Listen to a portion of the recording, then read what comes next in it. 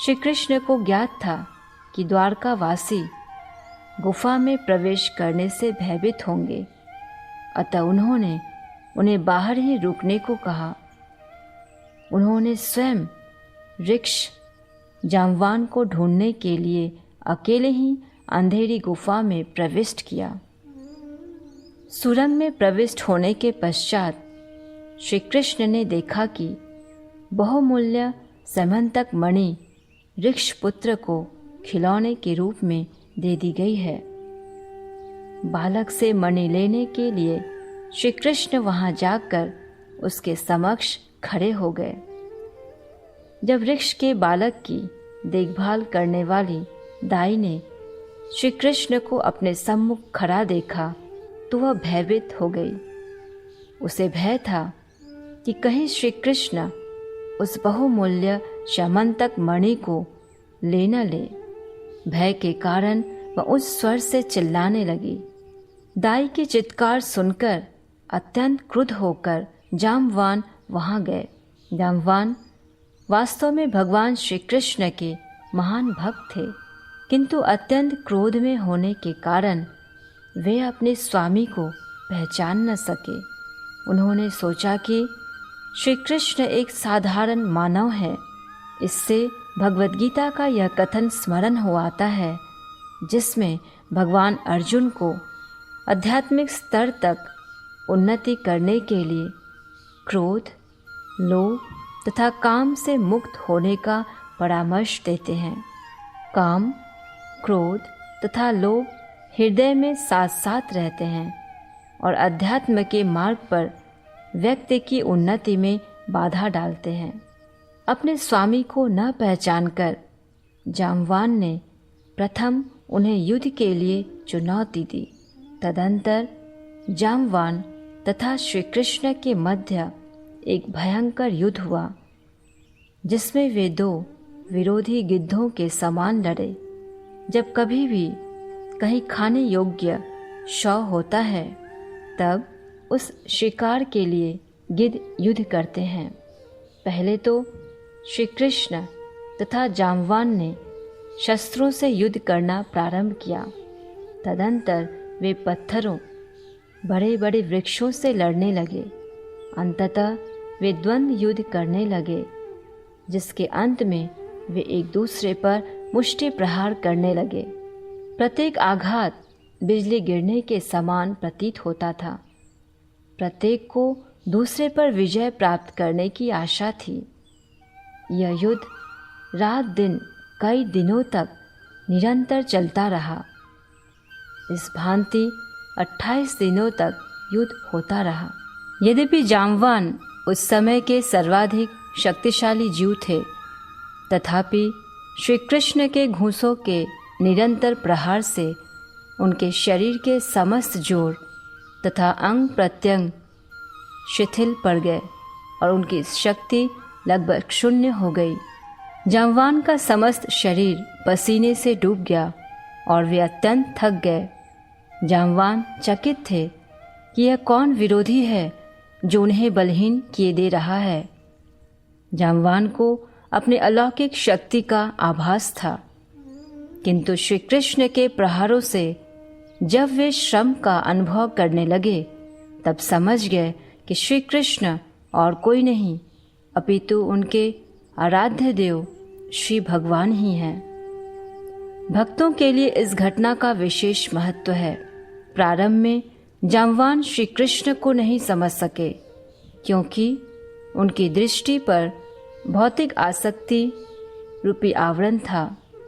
उनकी आसक्ति अपने पुत्र तथा बहुमूल्य स्यमंतक मणि के प्रति थी और वे यह मणि श्री कृष्ण को नहीं देना चाहते थे। वास्तव में जब श्री कृष्ण वहां आए, तब जाम्बवान यह सोचकर कि वे मणि ले जाने आए हैं, अत्यंत क्रुद्ध हो गए। यह भौतिक दशा है। कोई शरीर से अत्यंत बलवान हो सकता है, किंतु इससे श्री कृष्ण को समझने में उसे कोई सहायता नहीं मिल सकती है। क्रीड़ा करने के उद्देश्य से श्री कृष्ण अपने भक्त के साथ युद्ध का स्वांग करना चाहते थे, जैसा कि श्रीमद् भागवत के पृष्ठों से हमें अनुभव होता है, श्री भगवान में मानवोचित सभी रुचियाँ तथा प्रवृत्तियाँ हैं। कभी कभी वे क्रीड़ा की भावना से अपने शारीरिक शक्ति के लिए युद्ध करना चाहते हैं। जब उनकी ऐसी इच्छा होती है, तब स्वयं को यह सुख देने के लिए वे अपने किसी योग्य भक्त का चुनाव करते हैं। श्री कृष्ण की कामना जाम्बवान के साथ ऐसे ही युद्ध के स्वांग का सुख प्राप्त करने की थी। यद्यपि स्वभाव से जाम्बवान भक्त थे, किंतु अपने शारीरिक बल के माध्यम से भगवान की सेवा करते समय उन्हें श्री कृष्ण का ज्ञान नहीं था। किंतु जैसे ही भगवान उस युद्ध से प्रसन्न हो गए, वैसे ही जाम्बवान को तत्काल ज्ञान हो गया कि उनके विरोधी स्वयं भगवान के अतिरिक्त और कोई नहीं है। निष्कर्ष यह निकलता है कि वे अपनी सेवा के द्वारा श्री कृष्ण को समझ सके।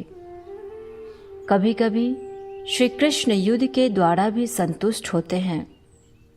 अतएव जाम्बवान ने भगवान से कहा, प्रिय प्रभु, अब मैं समझ सकता हूँ कि आप कौन हैं। आप प्रत्येक प्राणी के बल, धन, संपत्ति, यश, सौंदर्य, बुद्धि और त्याग के स्रोत भगवान श्री विष्णु हैं। वेदांत सूत्र से भी जाम्बवान के इस कथन की पुष्टि होती है, जिसमें भगवान को प्रत्येक वस्तु का स्रोत घोषित किया गया है। जाम्बवान ने श्री कृष्ण को भगवान श्री विष्णु के रूप में पहचान लिया। प्रिय भगवान, ब्रह्मांड के प्रपंचों के रचयिताओं के भी रचयिता आप हैं। यह कथन उस सामान्य मानव के लिए अत्यंत शिक्षाप्रद है, जो विशेष बुद्धि वाले मानव के कार्यों द्वारा चकित हो जाता है। साधारण मानव किसी महान वैज्ञानिक के आविष्कारों को देखकर चकित हो जाता है, किंतु जाम्बवान का कथन इस तथ्य की पुष्टि करता है कि यद्यपि एक वैज्ञानिक अनेक अद्भुत वस्तुओं का रचयिता हो सकता है, तथापि श्री कृष्ण उस वैज्ञानिक के भी रचयिता हैं। वे केवल एक वैज्ञानिक के ही नहीं, अपितु समस्त ब्रह्मांड में लाखों तथा करोड़ों वैज्ञानिकों के रचयिता हैं। जाम्बवान ने आगे कहा, आप न केवल सृष्टिकर्ता की सृष्टि करने वाले हैं, अपितु आप उन भौतिक तत्वों के भी सृष्टिकर्ता हैं, जिनका उपयोग तथाकथित रचयिता करते हैं। वैज्ञानिक भौतिक तत्वों तथा प्रकृति के नियमों का उपयोग करके कुछ अद्भुत कार्य करते हैं, किंतु वास्तव में ये नियम तथा तत्व भी श्री कृष्ण की सृष्टियाँ हैं। यही वास्तविक वैज्ञानिक ज्ञान है। अल्पबुद्धि मनुष्य यह समझने का प्रयास नहीं करते हैं कि वैज्ञानिक के मस्तिष्क की रचना किसने की। वे तो वैज्ञानिक की अद्भुत रचना अथवा आविष्कार को देखने मात्र से संतुष्ट हो जाते हैं।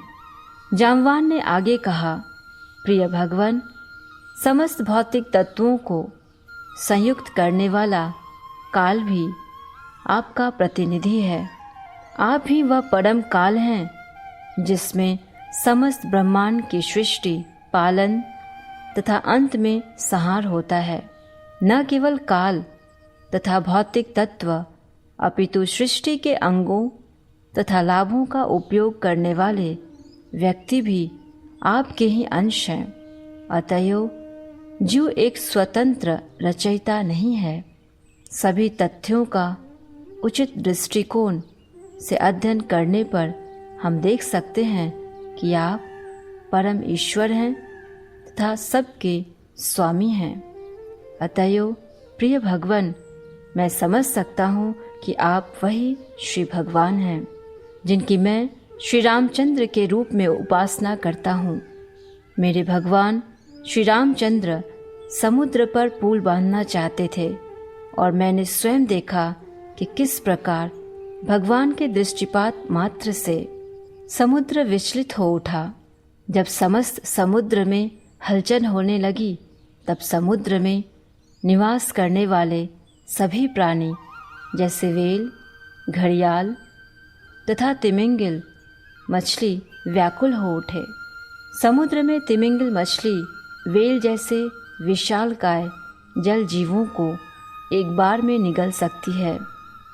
इस प्रकार समुद्र मार्ग देने को बाध्य हो गया, जिससे कि रामचंद्र जी लंका नामक द्वीप तक जा सके। या आजकल लंका को सिलोन माना जाता है। कन्याकुमारी से श्रीलंका तक समुद्र पर इस पुल का निर्माण आज भी सर्वविदित है। पुल के निर्माण के पश्चात रावण की राजधानी में चारों ओर आग लगा दी गई। रावण से युद्ध करते समय आपके तीक्ष्ण बाणों के द्वारा रावण के अंगों को छिन्न भिन्न कर दिया गया और उसका सिर धरती पर गिर पड़ा। अब मैं समझ सकता हूँ कि आप और कोई नहीं अपितु मेरे स्वामी भगवान श्री रामचंद्र ही हैं। ऐसी असीम शक्ति और किसी के पास नहीं है। अन्य कोई मुझे इस प्रकार नहीं पराजित कर सकता था। जाम्बवान की स्तुति तथा कथनों से श्री कृष्ण संतुष्ट हो गए। उनके शरीर की पीड़ा शांत करने के लिए श्री कृष्ण जाम्बवान के समस्त शरीर पर अपने हस्त कमल फेरने लगे। तत्काल ही जाम्बवान उस भयंकर युद्ध की थकान से मुक्त हो गए। तदंतर भगवान श्री कृष्ण ने उन्हें राजा जाम्बवान कहकर संबोधित किया, क्योंकि सिंह नहीं अपितु वे ही वास्तव में वन के राजा थे। बिना शस्त्र के केवल अपने हाथ से जाम्बवान ने सिंह का वध किया था। श्री कृष्ण ने जाम्बवान को सूचित किया कि वे उनके पास स्यमंतक मणि मांगने आए हैं, क्योंकि जब से स्यमंतक मणि चोरी हुई है, श्री कृष्ण के नाम को अल्पबुद्धि लोग कलंक लगा रहे हैं। श्री कृष्ण ने उन्हें स्पष्ट रूप से सूचित किया कि वे इस कलंक से मुक्ति प्राप्त करने के लिए ही यह मणि मांगने आए हैं। जाम्बवान को सारी परिस्थिति समझ में आ गई और भगवान को संतुष्ट करने के लिए उन्होंने तत्काल न केवल स्यमंतक मणि दी, अपितु विवाह के योग्य कन्या जाम्बवती को भी श्री कृष्ण को समर्पित कर दी। स्यमंतक मणि श्री कृष्ण को गुफा में प्रदान की गई तथा वहीं पर उनका जाम्बवती से विवाह हुआ। यद्यपि श्री कृष्ण तथा जाम्बवान के बीच 28 दिनों तक युद्ध चला था, किंतु द्वारिका वासियों ने 12 दिनों तक गुफा के बाहर प्रतीक्षा की। तदंतर उन्होंने निश्चय किया कि कुछ अप्रिय घटना घट गई है। वास्तव में क्या हुआ था इसे वे निश्चित रूप से नहीं समझ सके और अत्यंत दुखित तथा भ्रमित होकर वे द्वारका नगरी वापस लौट गए। यह देखकर कि नागरिक श्री कृष्ण के बिना वापस लौट आए हैं, श्री कृष्ण की माँ देवकी, उनके पिता वसुदेव जी तथा उनकी पटरानी रुक्मिणी जी आदि परिवार के सभी सदस्य समस्त मित्रों, संबंधियों तथा महल के वासियों सहित अत्यंत दुखी हो गए। उन्हें श्री कृष्ण से स्वाभाविक स्नेह था, अतः उनके अप्रकट होने के कारण वे सत्राजित को अपशब्द कहने लगे। वे देवी चंद्रभागा की उपासना करने गए और श्री कृष्ण के वापस लौटने की प्रार्थना करने लगे। देवी द्वारका के नागरिकों की स्तुति से संतुष्ट हो गई और उन्होंने तत्काल उन्हें अपना आशीर्वाद दिया। उसी समय अपनी नवीन पत्नी जाम्बवती के साथ श्री कृष्ण वहाँ प्रकट हुए और समस्त द्वारकावासी तथा श्री कृष्ण के संबंधित हर्षित हो उठे। द्वारकावासी इतने हर्षित थे जितना कोई किसी मृत संबंधी के पुनः जीवित होने पर हर्षित होता है। द्वारका वासियों ने निष्कर्ष निकाल लिया था कि युद्ध के कारण श्री कृष्ण किसी महान कठिनाई में पड़ गए हैं और वे उनके वापस लौटने के प्रति लगभग निराश हो चुके थे। किंतु जब उन्होंने देखा कि वास्तव में न केवल श्री कृष्ण लौटे हैं अपितु एक नई पत्नी के साथ आए हैं, तब उन्होंने तत्काल एक और उत्सव का आयोजन किया। तदंतर उग्रसेन जी ने समस्त महत्वपूर्ण एवं प्रमुख राजाओं की सभा बुलाई। उन्होंने सत्राजित को भी निमंत्रित किया और श्री कृष्ण ने समस्त सभा के समक्ष जाम्बवान से स्यमंतक मणि को प्राप्त करने की घटना का वर्णन किया। श्री कृष्ण वह बहुमूल्य मणि राजा सत्राजित को लौटा देना चाहते थे, किंतु सत्राजित लज्जित था क्योंकि उसने अनावश्यक रूप से श्री कृष्ण पर कलंक लगाया था। उसने वह मणि अपने हाथ में ले ली। राजाओं तथा प्रमुखों की सभा के मध्य वह अपना सिर झुकाकर मौन रहा और मणि लेकर बिना कुछ कहे घर लौट गया। तदंतर वह विचार करने लगा कि श्री कृष्ण की निंदा करके उसने जो निंदनीय कर्म किया था उससे वह किस प्रकार मुक्त हो सकता है। उसे इस बात का ज्ञान था कि उसने श्री कृष्ण के प्रति घोर अपराध किया है और उसे उस त्रुटि को सुधारने का एक ऐसा मार्ग ढूंढना है जिससे कि श्री कृष्ण पुनः उससे प्रसन्न हो जाए। राजा सत्राजित ने अपनी मूर्ता से जो चिंता उत्पन्न कर ली थी वह उससे मुक्ति पाने को उत्सुक था। भौतिक वस्तुओं और विशेष रूप से स्यमंतक मणि के प्रति आकर्षण इस उत्सुकता का कारण था। श्री कृष्ण के प्रति उसने जो अपराध किया था उससे सत्राजित वास्तव में अत्यंत दुखी था और वास्तव में भूल सुधार करना चाहता था।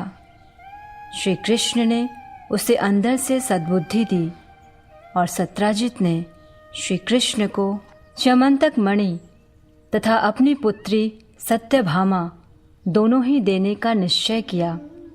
इस स्थिति का अंत करने का और कोई विकल्प नहीं था। अतएव उसने अपनी सुंदर पुत्री तथा श्री कृष्ण के विवाह संस्कार का प्रबंध किया। उसने श्री भगवान को मणि तथा अपनी पुत्री सत्यभामा दोनों ही दान में दी। सत्यभामा इतनी रूपवती तथा गुणवती थी कि अनेक राजाओं ने उसका हाथ मांगा था, किंतु सत्राजित एक योग्य जमाता की प्रतीक्षा कर रहा था। श्री कृष्ण की अनुकंपा से उसने अपनी पुत्री उन्हें देने का निश्चय किया।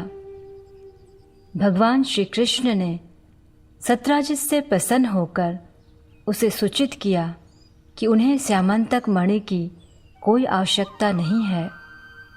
उन्होंने कहा, जैसे तुमने इसे रखा था उसी भांति इसे मंदिर में रहने देना ही उत्तम है।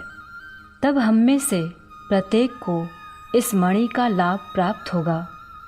द्वारका नगर में मणि की उपस्थिति के कारण यहाँ दुर्भिक्ष अथवा महामारी, अत्यधिक ताप एवं शीत से होने वाले उत्पात नहीं होंगे।